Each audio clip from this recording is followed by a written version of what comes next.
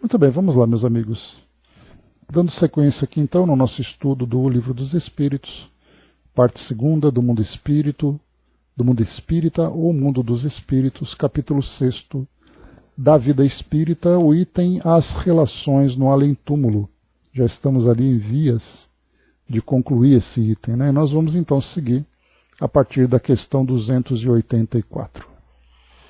Bom, nós vimos, é interessante aqui que a gente tem dado essa sorte, né, de fazer com que esse item, que é um pouco extenso, ele vá se desenvolvendo em blocos, né, pelos assuntos, e as questões vão se encaixando certinho aqui no nosso tempo. Nós conversamos no encontro passado a respeito da comunicação dos espíritos entre si.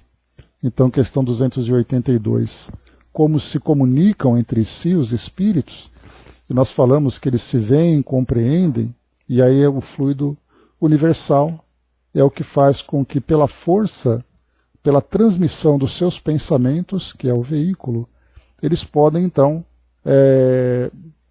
se comunicar. Foi colocado também para nós aqui, e é bem interessante a gente sempre ver, né, a resposta, um trecho da resposta 282, né, é uma espécie de telégrafo universal. Então essa expressão telégrafo é lá do século XIX, né, e a gente aqui poderia colocar que é a espécie de internet do século XXI, né, então ficaria aqui a nossa internet universal, que é a forma como os espíritos se comunicam, né, e aí dá até para nós um entendimento maior pela rapidez, pela facilidade, pela extensão. Então tudo isso fazendo com que o progresso da tecnologia vá trazendo ali uma ilustração, pelo menos ali mais próxima, né, da realidade, já que o pensamento ele é para nós incompreensível na sua extensão, na sua velocidade, né? Então ainda temos muito ainda que compreender nesse sentido, né?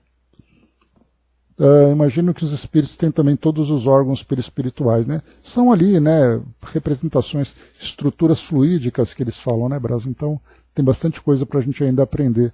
E a gente vê pelos relatos que eles falam a respeito das cirurgias que são feitas no plano espiritual e também as cirurgias que são feitas a partir do plano espiritual aqui no nosso corpo físico, né? Então, André Luiz principalmente costuma trazer para nós muita informação a esse respeito. Então ainda são ali representações fluídicas e a gente não pode fazer essa confusão entre aquilo que é biológico e aquilo que é fluídico, né? Então temos ali algo bem interessante, até mesmo os próprios equipamentos que os espíritos relatam para nós, né, de perceber a estrutura, entender como funciona. Então seria assim uma representação virtual daquilo que é o biológico material.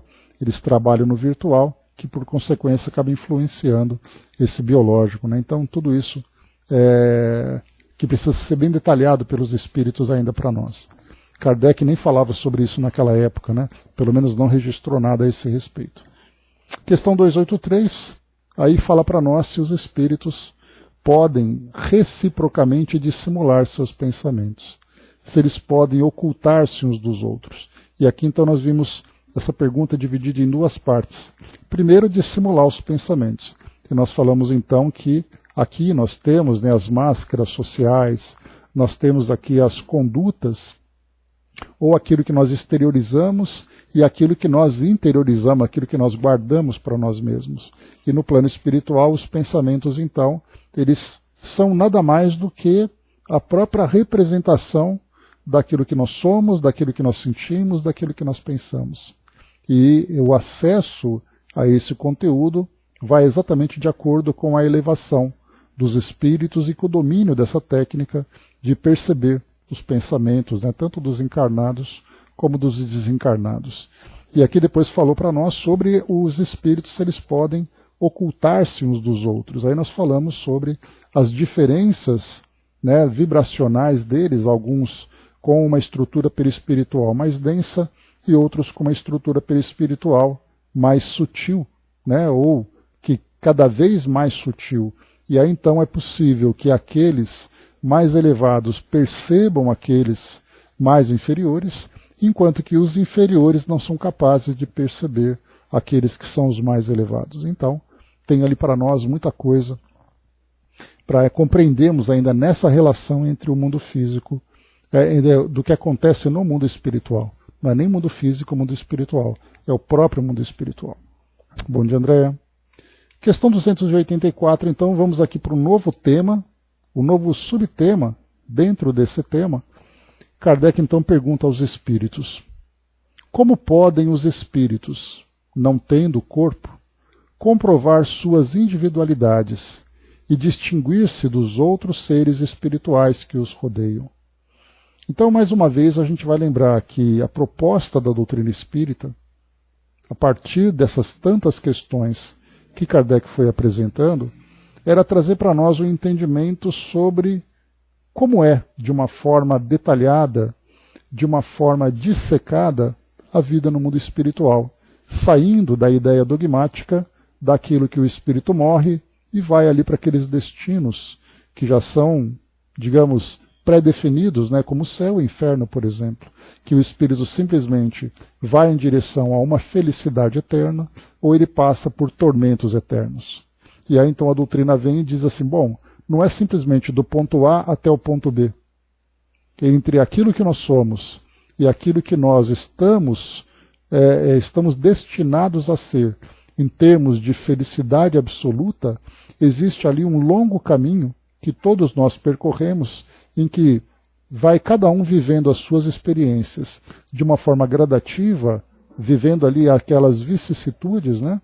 Ora, vivendo de uma forma mais equilibrada, ora sofrendo pelos desequilíbrios provocados pelas tendências inferiores, ao modo como nós vamos nos relacionando. Então, essa dissecação significa nós começarmos então a detalharmos a vida no mundo espiritual. E aqui então, quando se fala sobre essas individualidades, a gente vai lembrar sempre que, nós morremos e fomos para o mundo espiritual.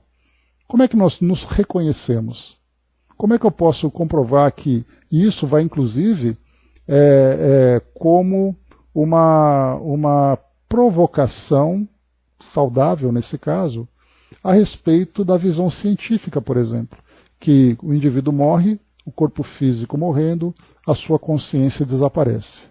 A partir do momento que nós entendemos que essa consciência não desaparece, mas é aquela que ela continua agora de uma forma extracorpórea, nós temos a ideia, será que ela se dissipa sendo absorvida pelo todo universal, como é o pensamento panteísta, ou essa individualidade permanece?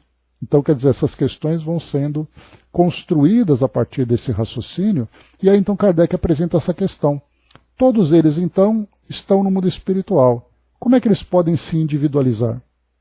Porque da mesma forma que nós pensamos da nossa estrutura biológica, o nosso corpo físico, que ele então se estrutura nessa unidade, fazendo com que cada ser tenha a sua própria estrutura, quase que, com o passar da evolução biológica, a gente viu, por exemplo, aquelas colônias de seres vivos, colônias de bactérias, colônias de insetos, colônias de micro-organismos de modo geral. E aí então nós percebemos que dessas pequenas colônias, não só a estrutura foi se tornando cada vez mais complexa, como também individualizada, desde aquele início, mas a partir do momento em que a consciência começa então a se desenvolver, as consciências também se individualizam. Então quer dizer, a ideia do penso, logo existo, traz para nós o entendimento de que um indivíduo, ele é um universo por si só. Então, quando no mundo espiritual os indivíduos se encontram, como é possível comprovar que ele é ele mesmo, que ele pensa, que ele sente, que ele tem a sua própria história e não se misture ou se dissolve no mundo espiritual? E aí então os espíritos respondem. Comprovam suas individualidades pelo perispírito, que os torna distinguíveis uns dos outros, como faz o corpo entre os homens. Então a gente tem aqui o perispírito, que é esse corpo fluídico, que nos individualiza, que tem as suas próprias características, enquanto que no mundo físico nós temos o corpo, que é o nosso organismo, o nosso veículo biológico. E aí tem algo bem interessante para nós aqui. Quando essa questão foi apresentada, comprovam suas individualidades pelo perispírito, nós lembramos que essa questão foi apresentada no século XIX. O século XIX, quando a doutrina espírita começou a trazer os seus fundamentos, ela entra, na verdade, não apenas em choque com as filosofias dogmáticas da época, que no caso, especialmente na Europa, eram as religiões católicas e protestantes, e nós acabamos ali pela falta daquela globalização daquela época, diferentemente do que nós temos hoje, não era um contato tão fácil da Europa com as culturas africanas, com as culturas asiáticas. Então, quer dizer, praticamente aquilo que a doutrina espírita apresenta para nós diz respeito aos valores e culturas da Europa. Imaginemos, por exemplo, se Kardec, em vez de ter reencarnado na França, tivesse reencarnado, por exemplo, na China. Quais seriam as perguntas que seriam feitas? Quais seriam as respostas que os espíritos dariam, de acordo com a cultura de cada época? De que forma que isso seria absorvido por aquela sociedade, tendo ali aquelas religiões, aquela forma de viverem suas culturas? Por isso, então, a gente lembra que, quando se fala sobre o perispírito, que era aquilo que era uma novidade para aquela época, hoje para nós é totalmente diferente. Porque quando nós falamos em perispírito e falamos sobre os espíritos se encontrarem no mundo espiritual e se reconhecerem, nós temos uma leva de livros, André Luiz, Filomeno de Miranda e outros tantos espíritos, né? Eu só falo desses dois, né? Preciso dar uma renovada no meu acervo, né? Para falar outros nomes de outros espíritos também. Mas Emmanuel, por exemplo, vamos colocar aqui o nosso querido Emmanuel, e aí tantos outros, nós vamos lembrar então que essa vida no mundo espiritual, essa sociedade e ao mesmo tempo essa socialização entre os espíritos é algo para nós absolutamente normal. Porque aqui está colocado como podem os espíritos, não tendo corpo, comprovar suas individualidades e distinguir-se uns dos outros.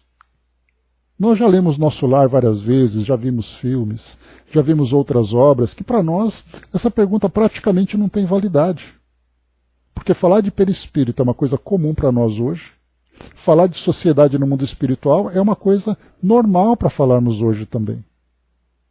E além disso, o que foi colocado na questão 283, Jerusa aqui fala exatamente sobre esse padrão vibratório, essa diferenciação entre os indivíduos. Então, quer dizer, os espíritos podem se reconhecer pelo padrão vibratório, pela qualidade dos seus pensamentos, pela aparência que eles demonstram, da forma como eles são percebidos. Lembrando que o perispírito é esse corpo plástico que ele vai se moldando de acordo com a força da mente de cada indivíduo. É por isso que ao desencarnar, o indivíduo vai se mostrar da mesma forma, com a mesma aparência, com as mesmas características que ele tinha quando encarnado. E aí nós já conversamos sobre isso também, porque a mente dele está condicionada, porque ele se vê daquela forma durante toda a sua vida. Então ele vai crescendo com a sua aparência, vai amadurecendo, vai se vendo, se reconhecendo, vai lidando com o corpo físico que ele tem, de acordo com as características, ou seja, ele se acostuma a ser daquele jeito. Quando ele desencarna, a mente dele condicionada faz com que o perispírito adote exatamente aquela forma que ele mesmo produziu. E, na maioria das vezes, na esmagadora maioria das vezes, ele produz isso de uma forma inconsciente. Ele não sabe, por exemplo, que o corpo físico dele tem aquela aparência porque a mente dele criou aquilo. E essa plasticidade a gente vai encontrar, por exemplo, no caso dos espíritos que desencarnam, levando sequelas, deformações, características que no mundo espiritual ele também vai apresentar. E até o momento em que ele começa então a fazer ali aquele trabalho de reequilíbrio e de harmonização da sua mente, dos seus pensamentos, e esse corpo vai se moldando, adotando essas novas características. É o caso, por exemplo, de pessoas que desencarnam vítimas de uma doença, que é uma doença progressiva, ele desencarna no mundo espiritual levando esse condicionamento, se vendo como uma pessoa que ainda sofre daquela doença, que ainda possui aquelas lesões, aquelas limitações. A partir do momento em que ele começa a renovar as suas ideias, reformar os seus pensamentos, essas características vão também desaparecendo. Então, quer dizer, todo esse conhecimento que nós temos hoje é resultado da evolução desse mais de 160 anos de doutrina espírita, com tantos autores, com tantas comunicações, com tantas instruções. Mas para aquela época, isso era uma novidade. Ninguém tinha acesso a isso, como nós temos hoje. Porém, mais interessante também, que a gente lembra aquele ditado que eu adoro, né? Um livro velho, para quem não leu, é novo. Então, quando alguém que não conhece a doutrina espírita tem contato com esse livro, tem contato com essas ideias, pela primeira vez, isso tudo é novidade. Como acontece, por exemplo, pessoas que são religiões como pessoas evangélicas, pessoas católicas, pessoas muçulmanas, budistas, judias, enfim. De repente elas falam, olha, eu estou a fim de conhecer uma coisa nova. E aí então ela pega esse livro e fala, olha isso aqui é totalmente diferente daquilo que eu tinha lido. E aí, de acordo com a abertura da sua mente, ele pode aceitar essas novas ideias ou recusar, se mantendo ainda fiel àquilo que ele tinha estudado até então em termos de fé. Mas aí a fé raciocinada começa a trazer uma nova ideia. Então, no presente também, essas informações que, embora para nós seja uma informação já que nós já temos bastante complementos para ajudar na nossa compreensão, para aquele que nunca não conhece a doutrina espírita, nós temos, pela própria expansão natural do Espiritismo. E eu poderia dizer, conquistando novos adeptos. O Espiritismo não tem a proposta de conquistar nada. Ele simplesmente tem a proposta de espalhar esse conhecimento e aceita aqueles que desejam. Bom dia, dona Miriam.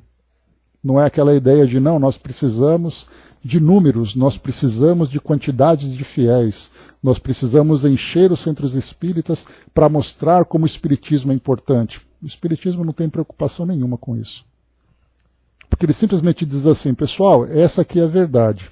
Se você aceitar, ótimo, você consegue caminhar em direção a essa evolução. Se você não aceitar, vai esperar o momento em que você vai ter que aceitar.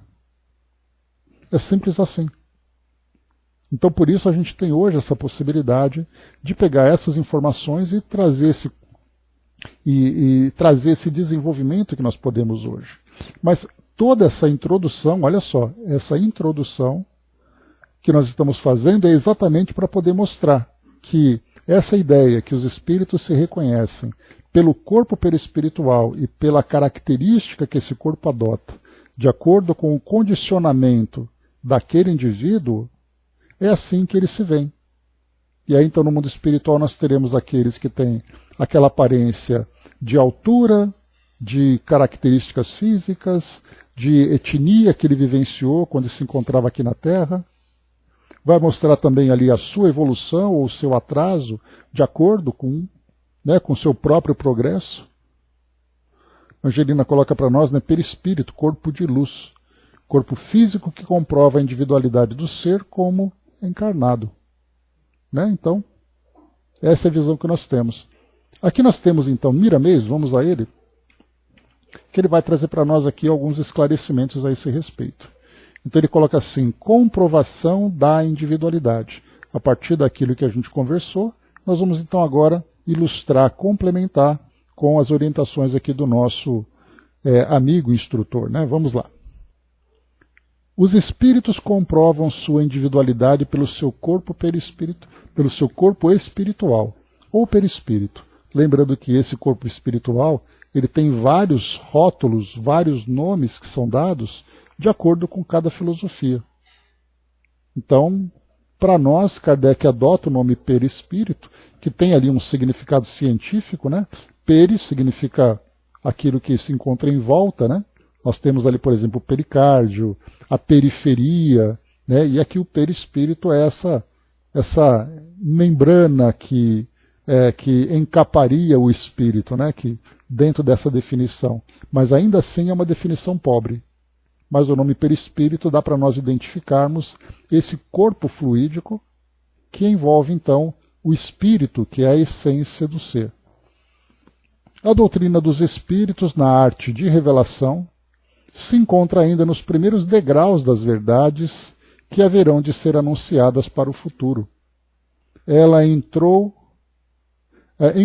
a estrada que leva às realidades da vida além túmulo. As outras religiões perderam a pista dada pelos seus fundadores e ficaram surdas e cegas, por se interessarem muito pelas coisas do mundo. Ensina-nos o Mestre que não podemos adorar a Deus ou a Mamon. O Espiritismo com Jesus nos mostra, pelos benfeitores espirituais, as revelações que o cristianismo se propôs a revelar e de que os homens se esqueceram, devido à ignorância e ao apego às coisas transitórias. O Livro dos Espíritos, obra basilar da doutrina, nos vem revelar a todos o corpo espiritual, que faz a ligação do espírito com o corpo, mas ainda desconhecido na sua estrutura, onde se fundamenta a verdade escondida pela cegueira dos homens. É um corpo bioplástico, de alta sensibilidade, capaz de trazer aos sentidos humanos as coisas espirituais e dar movimento ao corpo de carne, com a harmonia que se manifesta nesse engenhoso aparelho, também, em certos aspectos, desconhecido pelos homens mais doutos. Existe uma cadeia de corpos que o espírito usa para se manifestar, porém nem o humano ainda é bem conhecido.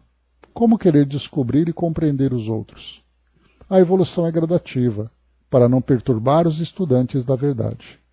Então, aqui, antes de continuar com o Miramês, ele traz algo bastante interessante, né? Porque hoje nós temos, e eu sempre gosto de lembrar isso, que dentro da doutrina espírita nós temos uma estrutura bastante semelhante, né, àquilo que nós temos nas universidades, em que nós temos ali aquele conhecimento, que ele é um conhecimento geral, e depois ele vai se tornando mais estrito, né, o nosso stricto sensus. Então, aquele lato sensus, né, aquele conhecimento geral. Então, digamos que a doutrina espírita é o conhecimento geral. E aí nós vamos encontrar aqueles que são os estudantes da doutrina espírita, e acabam também se tornando estudiosos da doutrina espírita, eles vão, de certa forma, se especializando em determinados assuntos. Alguns, por exemplo, trabalham bastante com mediunidade, outros estudam fenômenos físicos, outros trabalham com evangelização, né, dona Miriam? Outros trabalham com vibrações, né, dona Cleusa? E aí outros vão trabalhando nas mais variadas áreas de especialização. Exatamente porque ele vai se interessando por esse campo de pesquisa. E aqui é algo interessante da gente observar, tem a parte pedagógica também, né, que nós temos o prazer de colaborar, que é essa parte do estudo, essa parte das pesquisas, do aprendizado. E aí é interessante a gente perceber que tem pessoas que se dedicam com muito afinco ao estudo do perispírito. Esses livros, por exemplo, nós temos ali quase que uma enciclopédia de conhecimentos a respeito do perispírito, né? Esse conhecimento que é baseado exatamente ali nas pesquisas, né, das diversas aplicações, dentro da visão terrena, naturalmente, permeado ali com conhecimentos que são trazidos do plano espiritual. Mas estudarmos o perispírito a partir da nossa visão, sem conhecê-lo a partir das pesquisas, da dissecação dessa estrutura, saber do que ela é feita, saber como essa matéria sutil vai se agregando para formar, de que forma que acontece essa plasticidade dela, tudo isso que nós vamos apresentando são deduções. Porque, diferentemente, por exemplo, da medicina, quando você começa a observar o tecido biológico pelo microscópio, começa a fazer experiências para ver a reação dele e tudo mais, permitindo que a medicina seja o que é hoje, diferentemente o perispírito para nós já é algo que ele só é percebido nos seus efeitos, mas ele não é visto na sua condição. Não dá para a gente pegar ali uma seringa, tirar um pouquinho de perispírito e colocar no microscópio para a gente poder ver. É a mesma coisa, Brás, são fluidos, né? Então aqui o que o Miramês coloca, o que eu queria colocar para vocês também, quando ele fala para nós que até o corpo físico, o nosso corpo físico ainda não consegue ser totalmente compreendido. Basta a gente perceber que hoje nós temos doenças que são ainda incuráveis. E por que essas doenças são incuráveis? Porque essas estruturas biológicas não são ainda devidamente compreendidas. O grande objetivo que nós temos hoje, né, talvez dos grandes objetivos, na verdade, porque são muitos objetivos que também dependem de área de especialização, seria, por exemplo, a cura do câncer, a cura do Alzheimer, a cura de outras tantas doenças que vão surgindo. Então, por que essas curas não chegam? Porque nós não conhecemos ainda a lógica dessas estruturas biológicas que provocam todas essas doenças, lesões e, consequentemente, a morte que vem aqui atingindo o nosso corpo. O santo grau seria ali encontrarmos a longevidade, fazer com que o nosso corpo biológico, em vez de sofrer todos esses desgastes que vão acontecendo, que eles vão então se... A ideia, na verdade, é a grande imortalidade, né? A fonte da juventude, que é o que todo mundo gostaria. Né? Ainda é muito relativo, né, Marion? Porque muitas vezes eles percebem que um indivíduo reage dessa forma, como já aconteceu, mas isso acaba não sendo geral. Por que funciona em um e não funciona em outros, né? Então, assim, a cura da AIDS é uma outra situação. Então a pessoa fala assim, olha, ele tomou esse medicamento e o vírus desapareceu. Aí você faz a mesma coisa com o outro e não acontece. E a pergunta fica, como é que isso funciona com um e não funciona com o outro? O que ele tem na estrutura genética dele que faz com que ele reaja dessa forma e o outro não consiga? Então a gente vai avançando gradualmente nessas pesquisas. Então, o que nós estamos falando sobre isso? Que da mesma forma que o corpo biológico ainda se mostra para nós tão desafiador para ser compreendido, mesmo que nós tenhamos ali em termos de estudos de medicina, talvez 200 anos, não podemos pensar que lá no passado eles faziam isso. Lá eles faziam ali as tentativas com curandeiros e tudo, mas a ciência médica propriamente, ela começa a partir de uns 200 anos.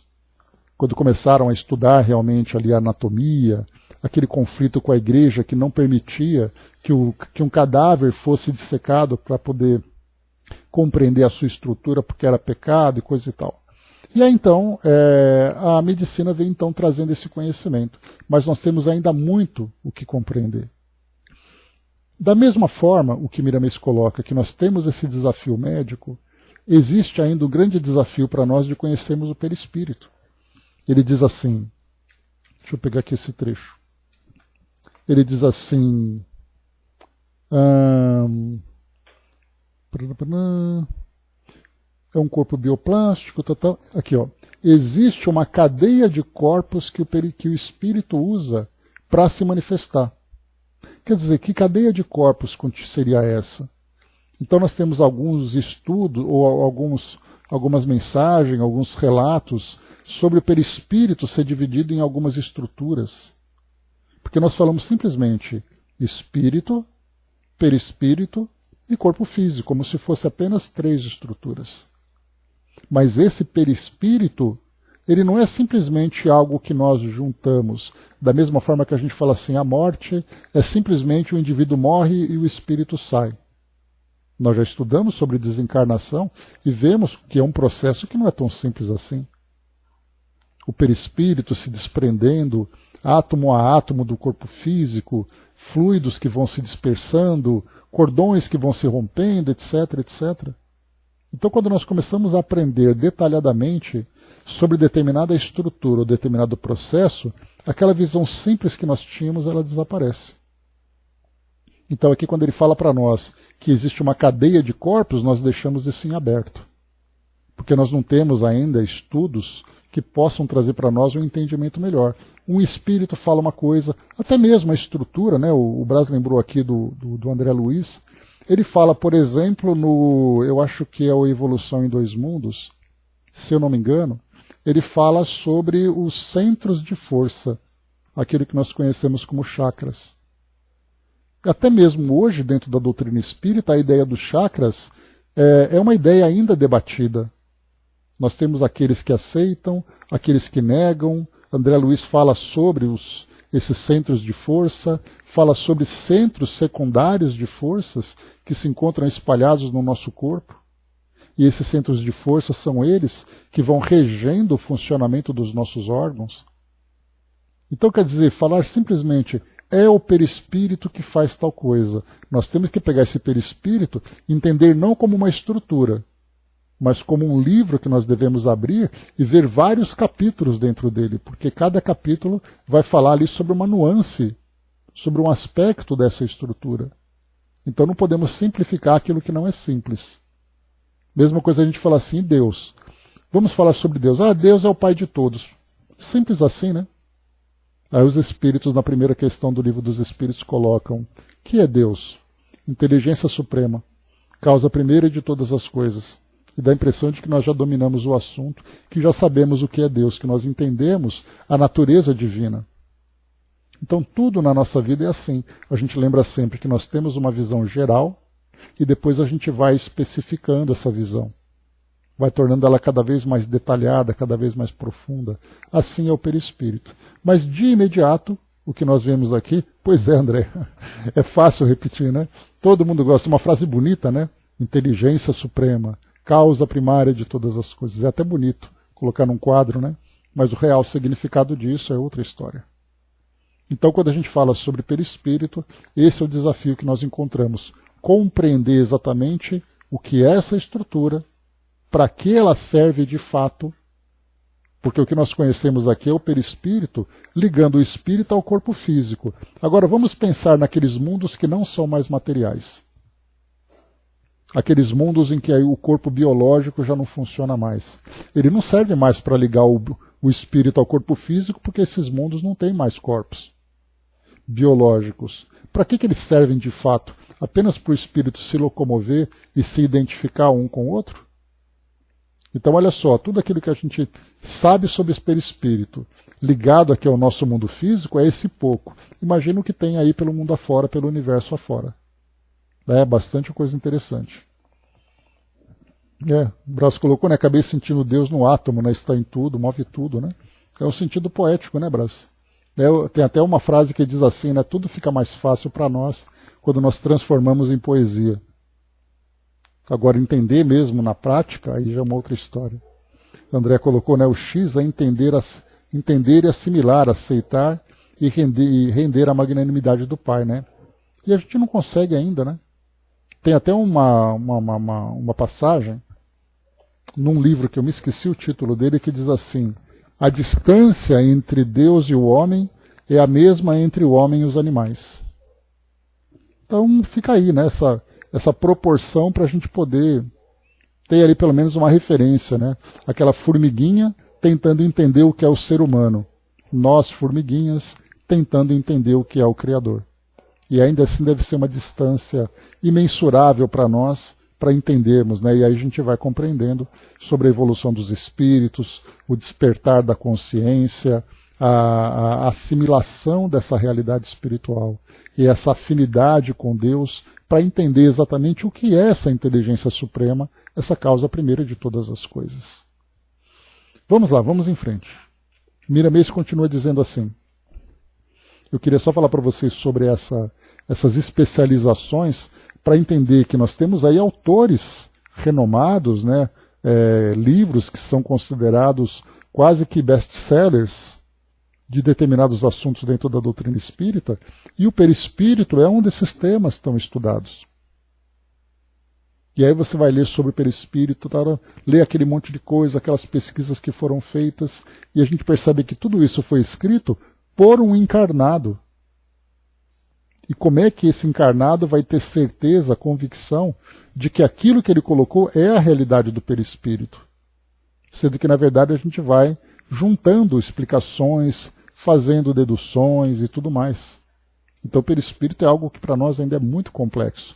E aqui os espíritos mencionam, né? O perispírito é a estrutura que liga o espírito ao corpo físico. Quer dizer, primeiro ele sugere a ideia desse corpo. Sugere não, ele informa a estrutura desse corpo e depois deixa que o tempo nos ajude no desenvolvimento das ideias e do raciocínio para compreender de fato o que ele é. Mas ele segue, vamos lá. Até porque, né, a gente lembra, né, vou falando aqui, vem minhas ideias, até porque a gente lembra, né, que a ideia do perispírito que a gente tem, ainda que seja de uma forma bastante limitada, é quando alguém diz assim, olha, eu vi um fantasma. Aí você fala, opa, viu um fantasma? Como você viu fantasma? Ele estava parado, ele tinha uma aparência assim, ele estava com aquele lençol branco em cima dele, coisa e tal, né? Então, quer dizer, nós estamos vendo alguma coisa. Esse espírito que é observado, ou que foi observado, ou que é observável, ele estava aparecendo para mim com uma estrutura. E aí então a doutrina mostra para nós que nós não vemos o espírito, nós vemos o perispírito dele. Porque o espírito ainda, nós nem compreendemos o que é exatamente o espírito.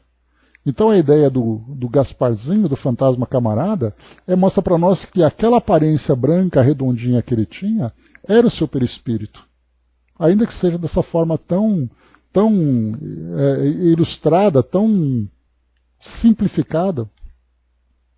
Ou então essas aparições que nós vamos encontrando são os perispíritos, ou é o perispírito desses espíritos que se fazem ali visíveis para todos nós. Da mesma forma que nós podemos perceber, e aí nós vamos entender sobre o padrão vibracional, a densidade, se pode ser materializado ou não. Como a gente viu ali, né, as manifestações, os fenômenos de aparição, ou os fenômenos de materialização dos espíritos, que se tornam, inclusive, palpáveis, é essa estrutura perispiritual que vai mudando a sua densidade, vai mudando as suas características. Eis aí, então. Agora, o perispírito, pois é, Brasil, é o desafio, né? Os espíritos até colocam que não existem palavras no nosso vocabulário atual que possam definir o que é o espírito de fato. O máximo que nós podemos chegar é que o espírito em si é uma coisa. Mas que coisa é essa? Nós não temos palavra, porque todo o nosso vocabulário só existe para poder distinguir aquilo que faz parte da nossa realidade. E a nossa realidade tem a realidade concreta, que é isso que diz respeito ao nosso mundo, e aquela realidade abstrata. Mas ainda assim essa abstração ela é limitada. Porque nós não podemos imaginar aquilo que para nós ainda é inimaginável. Fica difícil de ser definido. Mas vamos lá. Miramês diz assim para nós, o perispírito. Há muito falar da ressurreição, é muitas vezes mal compreendida, devido aos videntes observarem o espírito depois do túmulo com o mesmo corpo e ignorarem a existência do intermediário que chamamos de perispírito. O corpo de carne retorna ao meio de onde ele veio. A natureza serve-se dele para outros trabalhos, pois é da lei que nada se perca no grande laboratório da natureza. Ela é pulsante de vida em todos os seus departamentos. Quando alguém de uma família aparece para os seus familiares, geralmente é com a forma corporal que teve junto a ela. No entanto, de acordo com a sua evolução espiritual, pode tomar a forma que desejar, porque o corpo espiritual obedece à mente, quando essa é adestrada no amor com Jesus. O espírito se distingue de outras vidas que pululam no espaço pelo perispírito, mostrando a sua forma. Não é o corpo que dá forma ao corpo espiritual, e sim o perispírito que plasma na carne a forma humana. A ciência espiritual é divina em todos os seus contornos de vida. Então, olha só, né? Saber que existe algo que não é material, que influencia essa estrutura biológica que nós temos, é algo que as nossas ciências atuais não compreendem.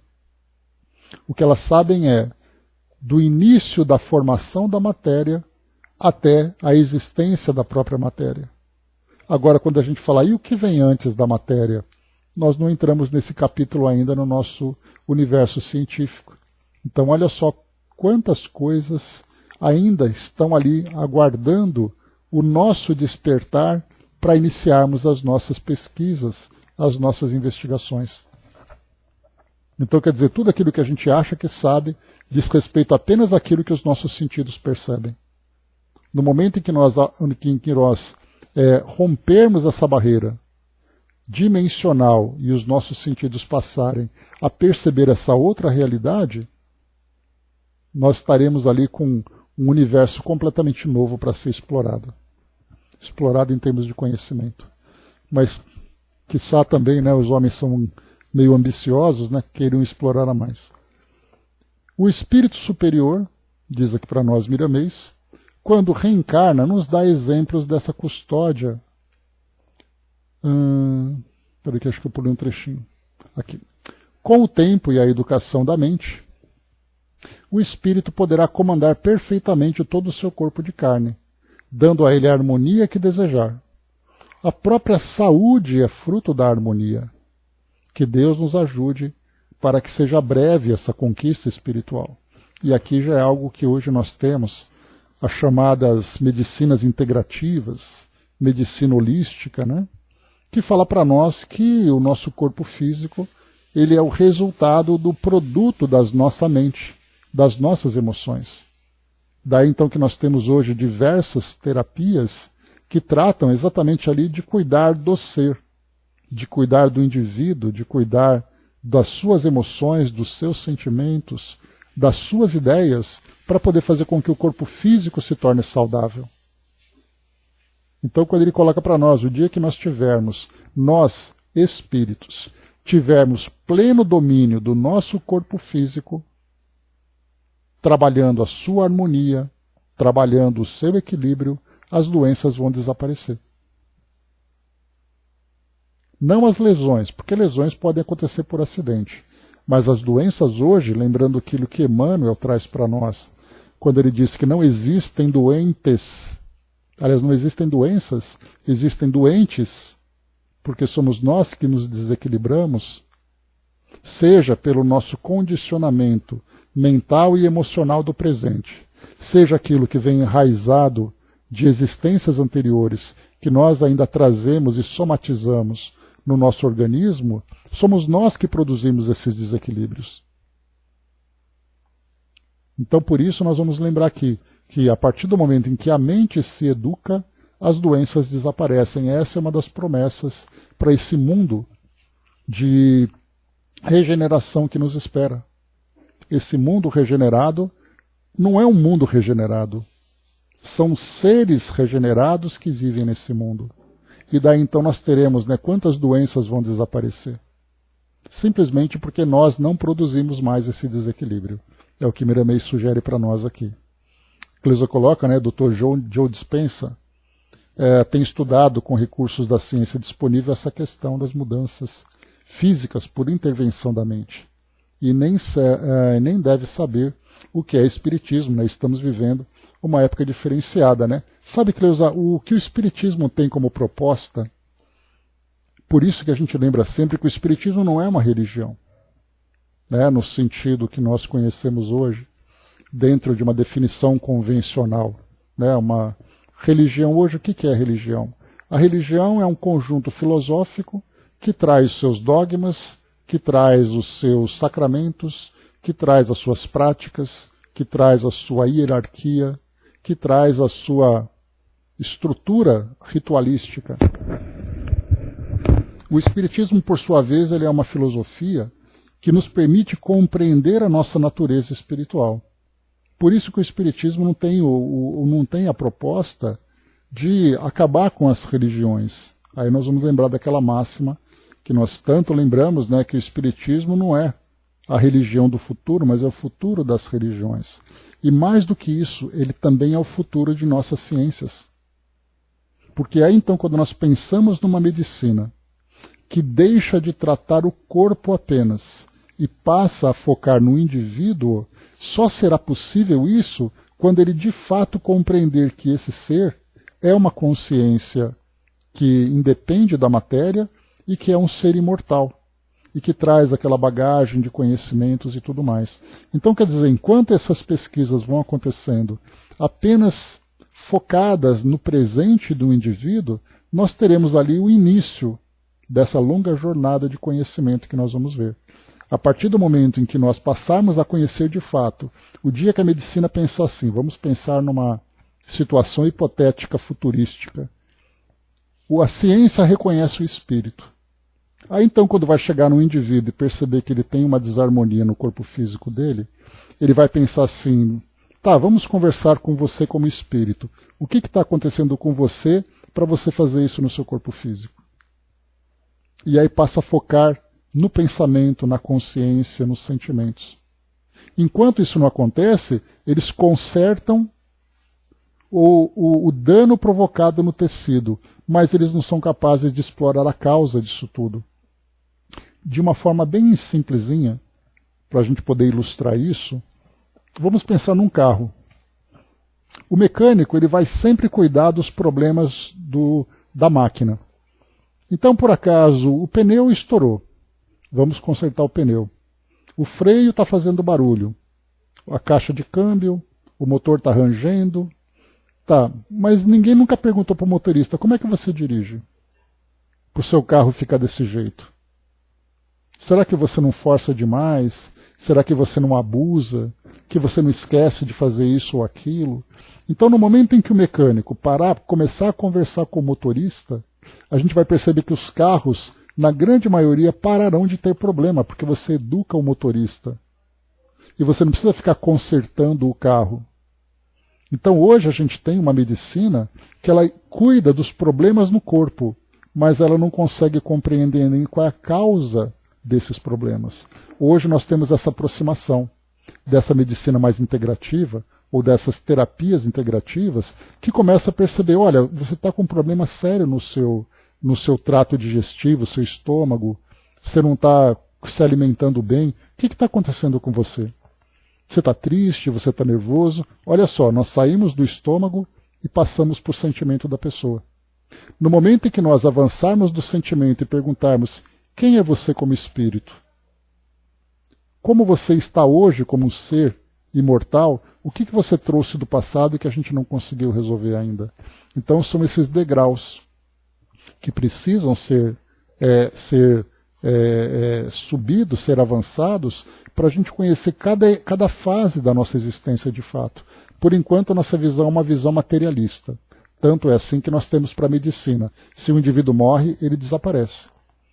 Nós temos cientistas, pesquisadores, médicos, que têm as suas crenças pessoais. Então eu posso dizer, eu sou um médico espírita, não é meu caso. Mas eu posso dizer, eu sou um médico espírita, e eu sei que quando esse indivíduo, o corpo dele morre, ele desencarna. Mas eu posso ser um médico cético. Ele morreu, ele desapareceu. Então, quer dizer, a nossa visão enquanto instituição, a ciência como uma instituição, ela não reconhece o ser extracorpóreo. Ela apenas reconhece aquilo que é possível ser percebido pelos sentidos e pelos instrumentos científicos que nós temos hoje. A partir do momento em que o ser imortal, o ser imaterial, for reconhecido cientificamente, nós teremos uma revolução naquilo que hoje nós chamamos de medicina. Algumas propostas surgem, como, por exemplo, falar de uma medicina espiritual, falar sobre a prece, falar sobre passes, mas ainda assim são indivíduos que aceitam e outros que não aceitam. O dia que houver realmente um convencimento, o conhecimento será unânime. Enquanto nós não estivermos convencidos, ele depende de pontos de vista e depende da crença dos médicos, dos cientistas, de um modo geral. Então, quer dizer, é um início essa jornada de conhecimento, não tenhamos dúvida disso. Então esse médico, como outros também, estão fazendo pesquisas nesse sentido, mas nós percebemos, infelizmente, que são iniciativas isoladas. Porque o dia que ele pegar uma ideia dessa e apresentar num congresso médico, muitos daqueles vão começar a dar risada dele. Dizendo, esse pessoal que fica com essa coisa meio zen, o que interessa para nós é ciência, é laboratório. É bisturi e microscópio, é isso que interessa. O resto é crença, é maluquice de cada um e coisa e tal. Então nós estamos nessa fase ainda de iniciar esse avanço por essa barreira que separa o material do imaterial. Vai chegar, mas gostaríamos de ser testemunhas desse momento, né? Mas ainda temos muito o que compreender. A Angelina colocou, né? A presença de Deus se faz presente nas pequenas flores que brotam nos pequenos botões. A exemplo do manacá de cheiro, que surgem na cor lilás e com o passar do dia as mesmas transformam-se em florzinhas brancas, né? Então, mais uma vez, né, tudo mais fácil para nós quando nós poetizamos as ideias, né, de ver Deus, por exemplo, num simples ser vivo que traz tanta beleza, né? A Cleusa coloca, né, no caso dele, ele está reunindo pesquisadores em universidade americana, né? Então, assim como nós temos pesquisadores que estudam sobre reencarnação, aqui no Brasil nós temos um dos grandes pesquisadores, né, Dr. Alexander Moreira Almeida, lá do NUP, né, que fica lá na Universidade Federal de Juiz de Fora, assim como na Índia, como na Europa, na Holanda, em especial, nos Estados Unidos, pesquisadores que estudam sobre reencarnação. Então, quer dizer, vemos assim que são pequenos grupos, né? O dia que isso for de fato se tornar uma matéria numa universidade, numa faculdade de medicina, aí sim o conhecimento começa a se disseminar de uma forma unânime. Por enquanto, são pesquisas que eles precisam, são desbravadores, né? Desbravadores desse novo mundo, do mundo espiritual que vem se revelando para nós. A doutrina espírita tem a sua contribuição, aguardando a ciência se aproximar um pouquinho mais, né? Finalizando aqui, o espírito superior, quando reencarna, dá exemplos dessa custódia do equilíbrio em todas as células que compõem seus órgãos, e com simples ordem eles passam a funcionar perfeitamente bem, com saúde, na felicidade do Cristo. É bom que compreendamos que a alma pode chegar a tal degradação que perde até sua forma. Em outras, o perispírito toma forma de acordo com os seus instintos animais, mostrando assim o que deve ser mudado na estrutura do seu veículo espiritual. O homem se destaca entre toda a criação pelo seu corpo. Ele foi animal a quem o tempo e o esforço deu vestes mais apropriadas para entender as belezas que o cercam e desfrutá-las pelo amor. Ao nos dar a imagem das vestes nupciais, Jesus nos deixa a certeza de que a alma pode vestir-se de luz, dependendo do caminho que escolheu para trilhar. Né? Então aqui, Miramês trazendo para nós aqui essa valiosa orientação. Aqui ele diz ainda, ele não, né? Agora que a próxima questão, só para a gente poder avançar um pouquinho mais nesse trecho. Questão 285. Os espíritos se reconhecem por terem coabitado a Terra? O filho reconhece o pai? O amigo reconhece o seu amigo? Então, inicialmente, fala que o perispírito nos permite essa identificação. Ou melhor, nos permite essa individualização. E a partir do momento em que nós estamos individualizados, nós podemos nos reconhecer? Filho reconhece pai, quer dizer, familiares se reconhecem, amigos se reconhecem, ou inimigos se reconhecem? Perfeitamente, e assim de geração em geração. Kardec ele insiste numa outra questão, na 285A. Como é que os que se conhecem na Terra se reconhecem no mundo dos espíritos? Então, familiares desencarnaram e eles se veem. Como é possível? É apenas pela visão? Eu vejo ele com aquela aparência e eu sei que ele é como acontecia no mundo físico? Ou existe um outro mecanismo? Vemos a nossa vida pretérita e lemos nela como em um livro. Vendo a dos nossos amigos e dos nossos inimigos, aí vemos a passagem deles pela vida corporal a outra. Então aqui os indivíduos vão se percebendo não pela aparência física, mas por elementos que fazem parte da própria história. Então, por exemplo, vemos uma criança nascendo. Aquele indivíduo vê aquela criança nascendo, aquele espírito, no caso um espírito que já mostra a sua superioridade. Ele vê aquela criança nascendo, ele não vê aquele ser que é irreconhecível na sua aparência. O que é percebido é o espírito que nele habita. Até porque toda criança parece ser igual, né? Aquela carinha de joelho característica. Então todo mundo olha assim e fala, nossa, quanta criança igual. Não dá para a gente saber ainda qual é a aparência real que aquela pessoa vai ter. A não ser com a evolução, com o desenvolvimento do seu organismo, do seu corpo físico. Mas o espírito que está ali dentro, ele não tem essa necessidade de depender de forma. Porque exatamente os espíritos que realmente se reconhecem, não se reconhecem pela aparência que ele tem, mas se reconhece pela essência que ele mostra. E essa essência, ela só pode ser construída, desenvolvida, elaborada pela experiência que ele vai adquirindo no decorrer da sua evolução, pela história que ele mesmo escreve. Por isso, então, aqui mais uma vez, só para a gente poder reforçar, vemos a nossa vida pretérita e lemos nela como um livro. Vendo a dos nossos amigos e dos nossos inimigos, aí vemos a passagem deles pela vida corporal a outra. Então, quando nós vemos assim que um espírito, geralmente a gente vê, André Luiz fala sobre isso, ou então Filomeno também fala, que um obsessor diz assim, ele se escondeu nesse corpo, mas eu consegui encontrá-lo.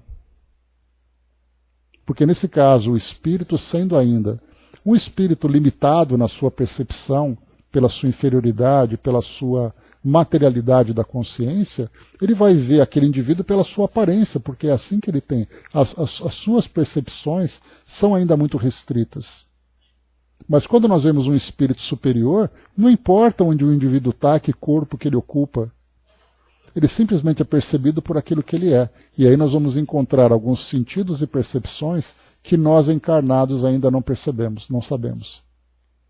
Exatamente porque para nós, com exceção daquilo que é uma percepção extrasensorial, o que costuma ser raro aqui no nosso mundo, de ter essa percepção bem desenvolvida, todos nós temos ali em faixas ainda muito limitadas, porque o que predomina em nós é a influência do corpo físico. E o corpo físico é como se nós ficássemos encaixados dentro de uma caixa, que tem esse formato do corpo físico, e esse corpo físico nos abre algumas janelas para olharmos do lado de fora. Então imagina que você está dentro de uma caixa. Aí eu faço 2 buraquinhos para você olhar para fora. E eu faço 2 furinhos do lado para você ouvir o barulho. E eu faço 2 buraquinhos para você sentir o cheiro. Então quer dizer, a gente só vê aquilo que o corpo físico permite. No momento em que nós desencarnamos, essa caixinha deixa de existir. E aí então o espírito começa a apresentar sentidos e percepções que vão muito além daquilo que o corpo físico permite. Então aquele espírito ainda limitado, porque a sua consciência ainda pensa como encarnado, embora ele aproveite a vida desfrutando da liberdade do espírito, a sua compreensão e as suas percepções são ainda ligadas à realidade material. Ele ainda acha que vê com os olhos, ele ainda acha que ouve com os ouvidos. Mas no caso dos espíritos já desenvolvidos e adaptados, eles se reconhecem simplesmente porque eles se veem. Eles sabem quem eles são. Exatamente porque ele vê a essência do ser.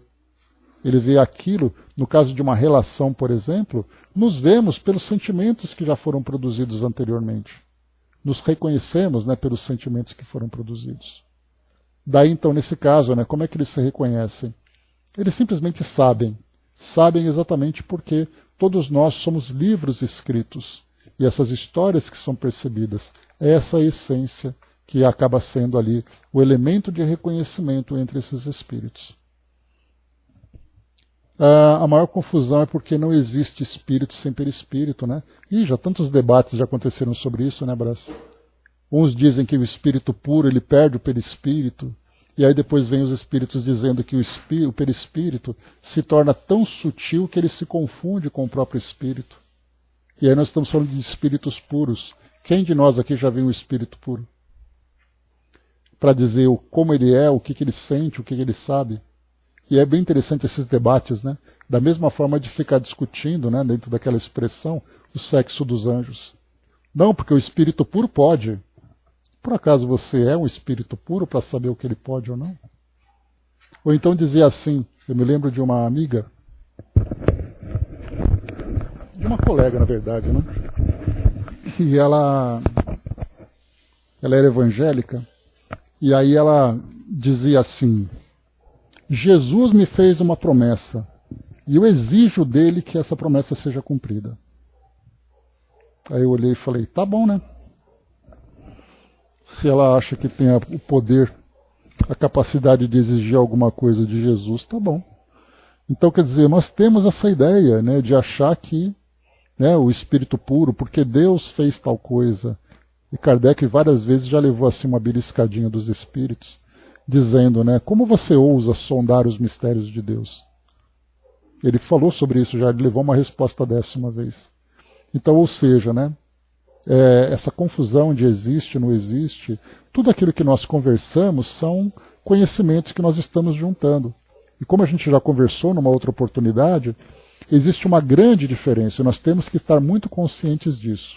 Uma grande diferença entre você estudar a doutrina espírita como um indivíduo encarnado e você estudar a doutrina espírita como um indivíduo desencarnado. Porque como encarnado, a nossa visão está limitada dentro daquilo que os nossos sentidos e a nossa compreensão permitem. E quando nós estamos desencarnados, os nossos sentidos mudam completamente. Inclusive, até o objetivo da doutrina espírita no mundo espiritual acaba sendo outro. Porque para nós encarnados é para mostrar que nós encarnados somos espíritos desencarnados. E para o desencarnado, vai explicar o que para ele? Que ele também é desencarnado? Ele já sabe disso. O que mais ele pode perceber? Então, os estudos que nós podemos ver do Livro dos Espíritos e de outras obras a partir da visão espiritual é completamente outra. Para finalizarmos, né, André coloca, né, mas levamos tempo para entender e aceitar do outro essas questões que absolutamente não temos condições de avaliar. Chega a ser engraçado, né? Pois é, e nós precisamos ter cuidado com isso, né, André? Porque a gente lembra que política, religião e futebol são paixões que existem no nosso mundo que elas são capazes de cegar. Então a gente tem que perceber que nós temos limitações e saber que precisamos aprender de uma forma gradual. E cada um tem o seu tempo. Nós, inclusive, temos o nosso próprio tempo. Então, meus amigos, é isso. Fechando por aqui o nosso trabalho de hoje. Vimos aqui essa questão, então, 284 e 285. E a próxima questão aqui. Espera que eu apertei um botão errado. 284, 285. A 286 vai falar aqui, então, sobre que quando os espíritos, então, deixando os indivíduos, né? Deixando os seus despojos materiais, a alma vê imediatamente os parentes e amigos que a precederam no mundo dos espíritos. Aqui a gente vai falar na próxima questão sobre esses reencontros no mundo espiritual. Como acontece, né, essa volta ao mundo espiritual. Então, meus amigos, é isso.